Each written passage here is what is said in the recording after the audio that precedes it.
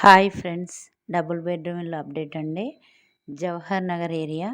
ఈ ఏరియాలో మొన్న వీడియోలో చెప్పాను కదా, ట్రాన్స్ఫారం వర్క్ స్టార్ట్ అవుతుందని. ట్రాన్స్ఫారం కోసం పిల్లర్లు వేసి మిద్దెలు కట్టారని చెప్పాను కదా. ఇప్పుడు ఆ ఏరియాకి ఇండ్ల కాడికి ట్రాన్స్ఫారాలు స్తంభాలు తీసుకొచ్చారు. ట్రాన్స్ఫారమ్స్ ఫిట్టింగ్ చేసి ఇంకా మీటర్ వరకు స్టార్ట్ చేస్తారంట. మీటర్ వరకు స్టార్ట్ అయినప్పుడు అప్లికేషన్ కోసం అందరిని పిలుస్తారంట.